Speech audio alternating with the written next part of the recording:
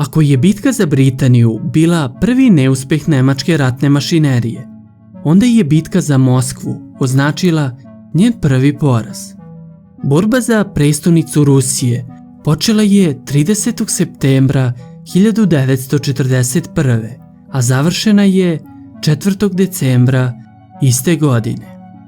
Za nju su nacisti angažovali oko 1.000.000 vojnika, 10.400 topova i minobacača, oko 1.000 tenkova i isto toliko aviona. Wehrmacht je došao do predgrađa grada, a onda je 5. decembra počela sovjetska kontraofanziva. Početak rata na istoku obeležen je munjevitim napredovanjem Hitlerove vojske.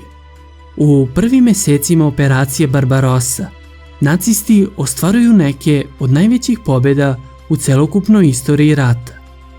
Čitave sovjetske armije bile su opkoljene i uništene. Grupa armija Centar zauzima do 9. jula ogromno prostranstvo Belorusije. Ruski protivnapadi odlagali su pad Smolenska do početka avgusta. Nakon pada grada, Führer odlučuje da odloži udar na prestonicu kako bi što pre zauzeo poljoprivredno bogatstvo Ukrajine. Kada su se jedinice grupe armije Centar i grupe armije Jug spojile u Lokvici blizu Kijeva i taj zadatak je uspešno izvršen. Prema direktivi broj 35, 6. septembra ispostavilo se da je Hitler usvojio plan svojih generala da se glavni udar usmeri na Moskvu. Guderianova druga oklopna grupa bi s juga opet bila prebačena u sastav grupe armije Centar i druga armija je vraćena u njen sastav. Iz grupe armije Sever trebalo je vratiti vazduhoplovne i oklopne jedinice armiji grupi Centar. Ova ofanziva, koja će se odvijati u oktobru i novembru, dobila je šifrovani naziv Tajfun. Nakon nekoliko manjih operacija na jugu i severu, početkom oktobra su ispunjeni svi uslovi za završni udar, odnosno zauzimanje prestonice SSSR-a. Glavni cilj predviđao je da se uništavajućim udarima razbiju sovjetske trupe na moskovskom pravcu i da se tenkovskim grupacijama opkole crvenoarmejci zapadno od Moskve, u rejonu Vjazme i Brijanska. Za operaciju grupa armija Centar raspolagala je sa 78 divizija, od kojih 14 oklopnih i 8 motorizovanih. Nacistima se žurilo da što pre gusenicama svojih tenkova protutnjaju Crvenim trgom. Za Crvenu armiju nemačka ofanziva došla je u nepovoljnom trenutku. U Kijevskoj bici opkoljene su 4 armije koje će završiti u logorima Rajha. Na severu Leningrad je opkoljen gotovo u isto vreme. Prema njihovom planu predviđeno je da glavne snage brane pravac Smolensk, Vjazma, Moskva, a pomoćne pravac Brijansk, Tula, Moskva. Ideja je bila da zapadni front brani pravce ka Rževu i Vjazmi, rezervni da organizuje odbranu iza zapadnog, dok Brijanski front štiti pravce od Orela i Brijanska ka Tuli. Moćnim snagama Wehrmachta Crvena armija je suprotstavila oko 850.000 vojnika, 550 aviona, 780 tenkova i oko 6.000 topova i minobacača. Stavka nije imala dodatne rezerve. Pripremajući se za odbranu, Sovjeti su još u julu na 200 km zapadno od Moskve počeli da izgrađuju odbrambeni pojas.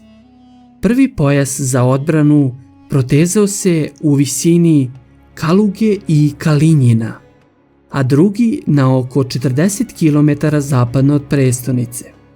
Na bližim i daljim prilazima Moskvi izgrađeni su utvrđeni rejoni sa duboko ešaloniranim odbrambenim sistemom.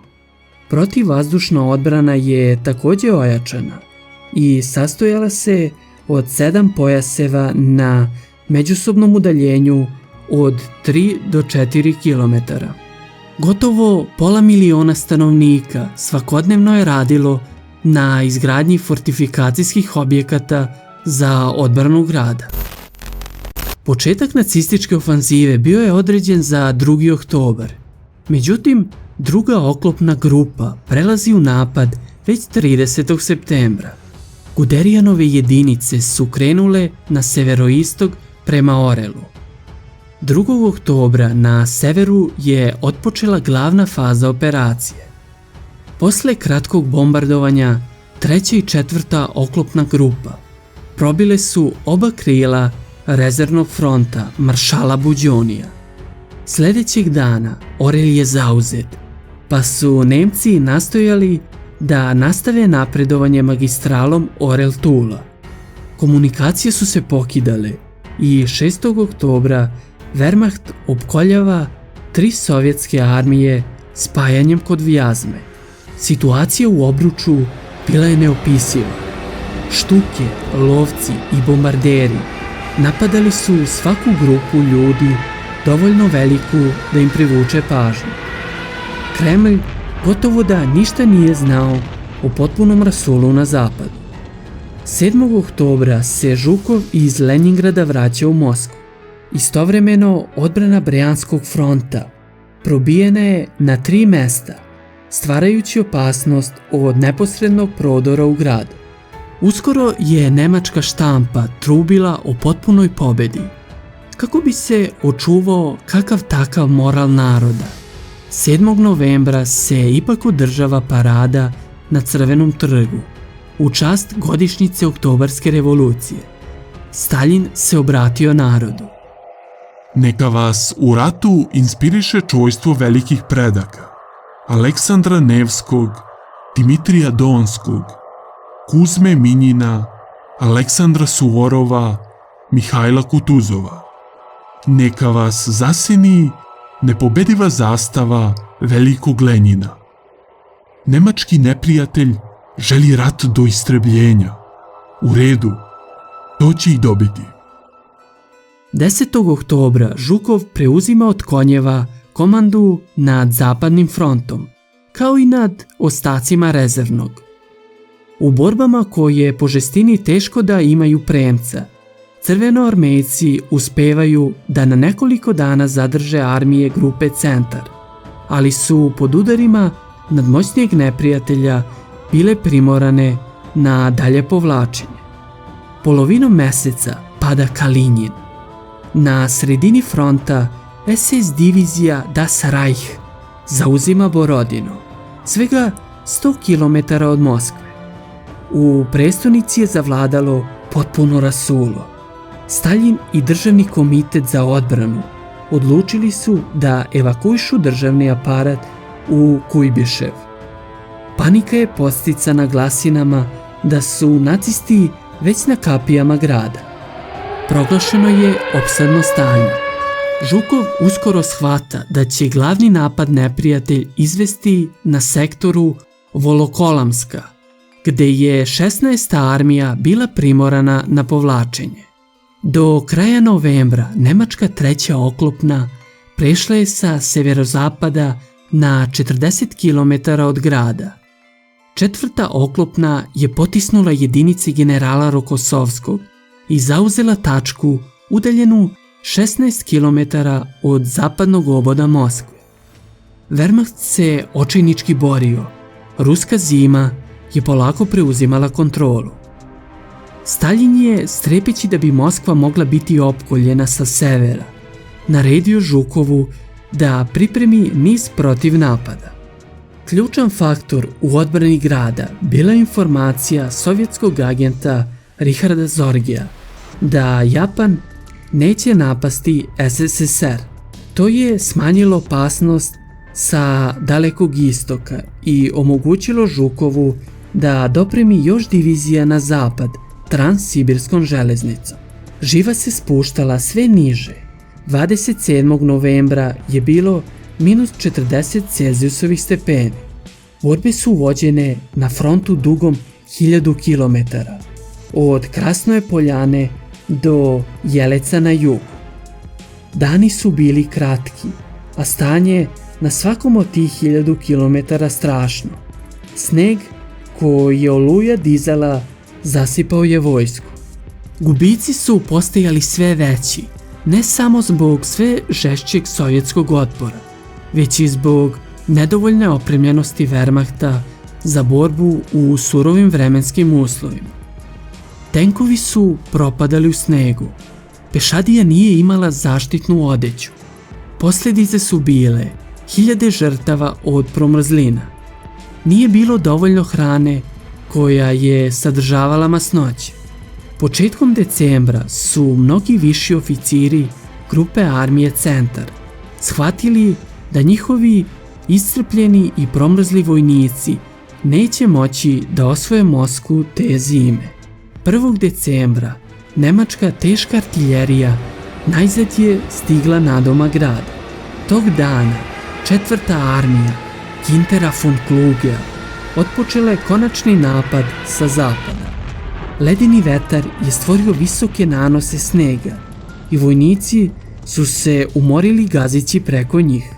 Uz iznenadni artiljerijski baraž i nešto vazduhoplovne podrške, nemački 20. korpus uspeo je da probije liniju sovjetske 33. armije prema autoputu Minsk-Moskva. Bila je ugrožena i pozicija 5. armije. Žukov je munjevito reagovao i poslao tamo sva pojačanja koje je mogao da prikupi, uključujući i Sibirsku 33. streljačku diviziju. Kasno uveče 4. decembra 4. armija je povratila položaj. U petak 5. decembra novostvoreni Kalinski front krenuo je na severni bok glavne izbučine.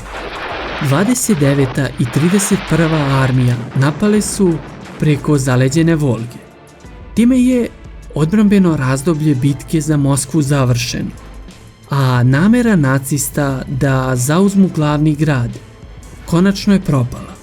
Na operaciju Tajfun, u kojoj su Nemci samo u drugoj ofanzivi imali 155.000 poginulih i ranjenih vojnika, izgubivši 800 tenkova, oko 300 topova i približno 1.500 aviona, stavljena je tačka. Posle sovjetske kontraofanzive, doktrina munjevitog rata doživjela je konačni krah. Besan zbog neuspeha, Hitler je smenio komandanta kopnene vojske, komandante sve 3 grupe armija i još 35 generala, a sam je preuzeo komandu nad kopnenom vojskom.